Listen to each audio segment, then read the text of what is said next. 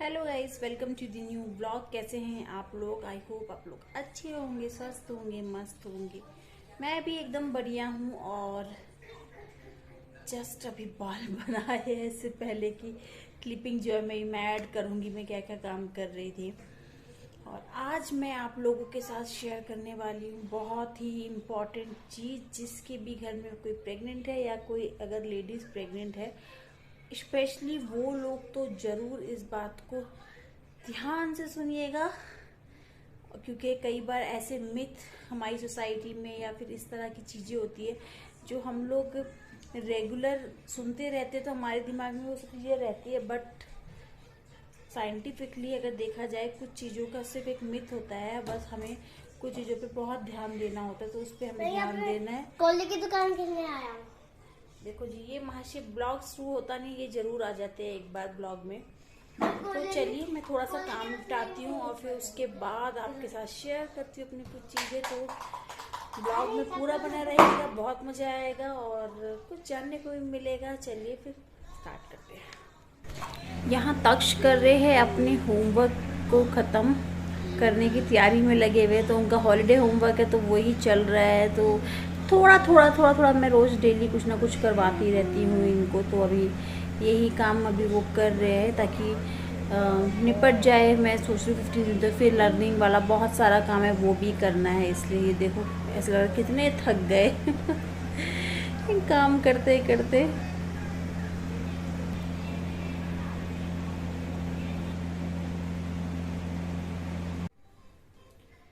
बहुत भूख लग रही है। अभी मैं जा रही हूँ थोड़ा सा मखाना फ्राई करने। सोच रही हूँ मखाना फ्राई कर लूँ, बाल भी नहीं बनाए।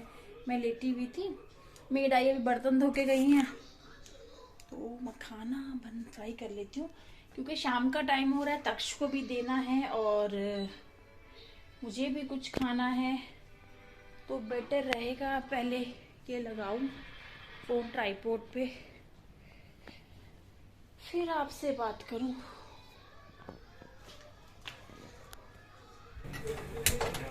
तो यहाँ मैंने फ्राई पैन चढ़ाया है और मैं अभी करने जा रही हूँ सबसे पहले मखाना फ्राई। तो मैंने उसमें डाल दिया है थोड़ा सा देसी घी, 2 चम्मच के लगभग डाल दिया है मैंने इसमें देसी घी को। देसी घी में ही मैं फ्राई करूँगी तो ज़्यादा टेस्ट अच्छा आता है ना। तो मखाने यही बचे थे जो इस डब्बे में रखे थे थोड़े से, तो मैंने कहा चलो इसको फ्राई करके रख देते तो खा लिया जाएंगे। ऐसे तो खाए नहीं जाते ना, या तो दूध में भिगो के खाओ, मुझे वो भी अच्छा नहीं लगता है। मैं ऐसे खा लेती हूँ ना, तो थोड़े कुरकुरे हो जाते हैं। और नमक डाल दो तो अच्छा। प्रेगनेंसी में ये ज़रूर खाना चाहिए, बहुत अच्छा सोर्स होता है विटामिन का। और जिन लोगों को प्रेगनेंसी में बहुत सारे लोगों को कॉन्स्टिपेशन की प्रॉब्लम हो जाती है ना, तो इससे वो भी दूर हो जाती है और हेल्दी भी है। शाम के टाइम में जब हल्की फुल्की भूख लगे तो खा लो। तो शाम का टाइम हो रहा था, तक्ष ने होमवर्क कर लिया था। मैंने कहा चलो जब तक मैं ये रोस्ट कर देती हूँ थोड़ा सा अपने लिए। और तक्ष भी कभी कभी थोड़ा थोड़ा खा लेता है, थोड़ा ज़बरदस्ती करनी पड़ती है उसके संग, इसलिए। बाकी जो बचेगा ना, मैं इसी डब्बे में वापस डाल के इसको रख दूँगी, ताकि जब भी खाना हो तो खा के इसी में से हम लोग ख़त्म कर देंगे। कब से रखा हुआ था थोड़ा सा मखाना, तो मेरे को आज लगा कि चलो इसी को खा लेना चाहिए, हेल्दी। पहले मैं सोच रही थी बाहर से कुछ मंगाऊं, बट ठीक है यार, बाहर का नहीं खाना चाहिए, जितना इग्नोर करूँ वही अच्छा है। लेकिन मन करता है कभी कभार खाने का ये सब चीज़ें, तो मैंने कहा चलो आज यही खा लेते हैं, फिर उसके बाद देखते हैं। लेकिन तक्ष जी जो है वो आए हैं, वो कह रहे वो नहीं खाएंगे। एज़ यूज़ुअल मैंने कहा था ना, वो कभी मूडी है, कभी खाएंगे तो 1-2 पीस ज़बरदस्ती में करके खिला दूँगी तो खा लेंगे, वरना मुझे कुछ और के लिए बनाना पड़ेगा। तो ये अच्छा है कि साइड में आप कढ़ाई देख रहे हो, उसमें तेल रखा हुआ है, क्योंकि तक्ष के लिए सुबह पूरी बनाई थी। और ये देखिए मैंने मखाने में डाल दिया थोड़ा सा काला नमक स्वाद के लिए। बस मिक्स कर देंगे, अब बंद कर दूँगी और इसी में ये हो गया है ऑलमोस्ट रेडी। जब ये ठंडा हो जाएगा तो मैं इसको डब्बे में डाल के रख दूँगी। और अब मैं बनाने जा रही हूँ तक्ष के लिए पूरी। थोड़ा सा आटा पड़ा था तो तक्ष पूरी खा लेंगे और मैं ये खा लूँगी। दोनों का शाम का थोड़ा बहुत काम चल जाएगा फिर रात को फिर देखते हैं क्या बनाया जाएगा। तो पूरी के लिए मैंने ऑयल चढ़ा दिया है यहाँ पे, और बस पूरी मैं छानने लगी हूँ। जल्दी जल्दी पूरी छानती हूँ, तक्ष जी को देती हूँ क्योंकि उनको लग रही है भूख और मुझे भी लग रही है भूख, सच बताऊँ तो इसलिए। और मेरी मेड आई थी आज, बर्तन जल्दी धो गई, उसके बाद मैंने मतलब ये सब करना स्टार्ट किया है। पूरी पूरी यार ये सब चीज़ें मेरे को तो बहुत सही बताऊँ, पता नहीं कुछ लोग पसंद नहीं करते, बट मैं बहुत पसंद करती हूँ आलू की सब्ज़ी के संग। लेकिन थोड़ा इग्नोर कर रही हूँ इस टाइम पे, ये सब चीज़ें ज़्यादा ना खाऊं, क्योंकि ना पता है इस मतलब ऐसे टाइम पे ना खा तो लो, लेकिन फिर बाद में इसे पचाने में इतनी दिक्कत हो जाती है ना, बहुत दिक्कत होती है, इसलिए थोड़ा इग्नोर करती हूँ, थोड़ा थोड़ा खाती हूँ। तो देखिए कितनी फूली फूली पूरी बन रही है, अच्छी सी। जब तेल अच्छे से गर्म होना तो पूरी अच्छे से फूलती है। आपको दिखाती हूँ एक और पूरी इसमें डाल के, ये देखिएगा।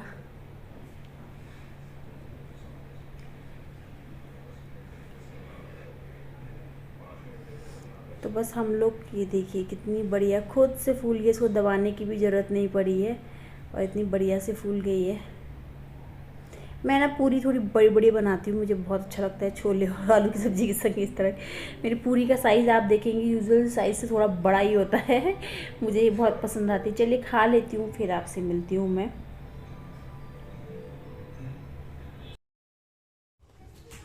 अभी हम लोग खा पी के बैठ चुके हैं।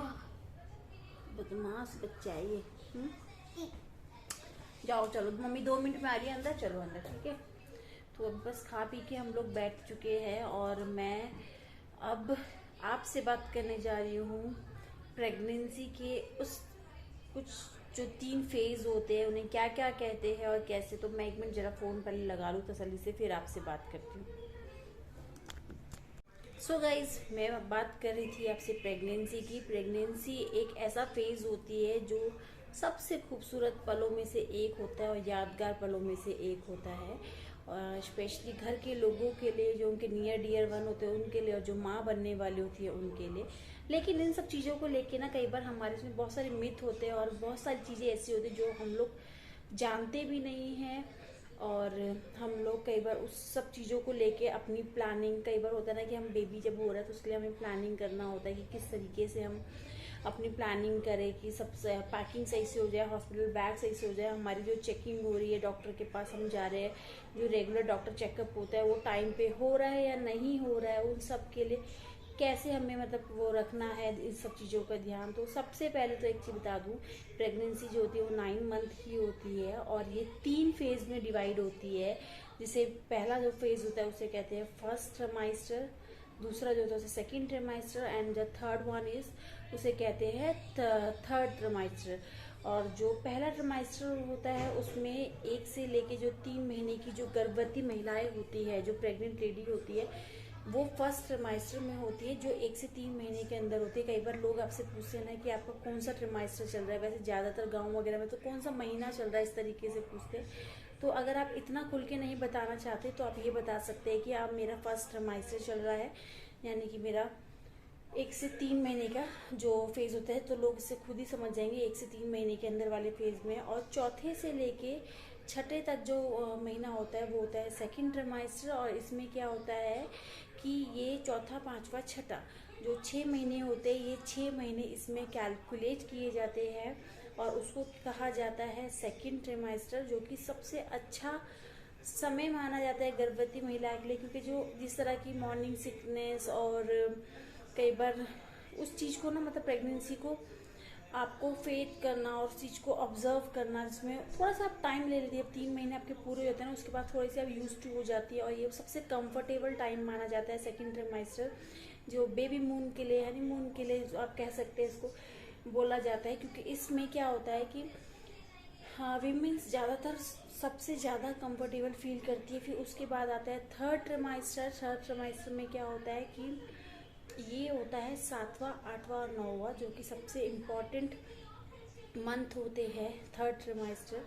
फर्स्ट ट्राइमेस्टर और एक थर्ड ट्राइमेस्टर जो सबसे ज़्यादा मुश्किल समय होता है और सबसे ज़्यादा इम्पॉर्टेंट भी होता है। तो इन महीनों को समझना बहुत ही ज़रूरी होता है किसी भी गर्भवती महिला के लिए, और जो गर्भवती महिला है उसके घर के परिवार के सदस्यों के लिए। क्योंकि इस टाइम पे हमें सबसे ज़्यादा अपना ख्याल रखना पड़ता है, सबसे ज़्यादा हमारे चेकअप्स होते हैं, अल्ट्रासाउंड्स होते हैं, और कौन कौन से अल्ट्रासाउंड होते हैं वो भी मैं आपके साथ आगे ज़रूर शेयर करूँगी कि किस तरह के होते हैं। तो ये सब चीज़ें जो होती है, ये सबसे पहला फेज तो यही होता है कि प्रेगनेंसी को 3 ट्रिमाइस्टर में डिवाइड किया जाता है, फर्स्ट, सेकंड एंड थर्ड, और जिसमें जो मंथ आते हैं 1 to 3, 4 to 7 और 7 से लेके 9 मंथ जो होता है वो थर्ड ट्रिमाइस्टर होता है।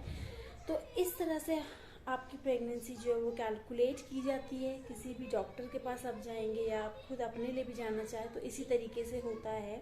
तो ये रही बहुत छोटा सा मैंने आपको अभी बताया ये बात, बट नेक्स्ट ब्लॉग में मैं इसको संक्षिप्त में आपके पास लेके आऊँगी कि फर्स्ट ट्रिमाइस्टर में किस तरह के टेस्ट बहुत ज़रूरी होते हैं, या आपको डॉक्टर के पास कब कब जाना चाहिए, और किस कंडीशन को आपको मतलब इग्नोर नहीं करना चाहिए। तो वो सब मैं आपके साथ शेयर करूँगी जल्दी ही। अगर ब्लॉग अच्छा लगे तो लाइक करना, चैनल को सब्सक्राइब करना बिल्कुल मत भूलिएगा, और लाइक करना बिल्कुल मत भूलिएगा। तो चलिए जब तक के लिए बाय बाय, और फिर जल्दी ही मिलूँगी नए ब्लॉग में।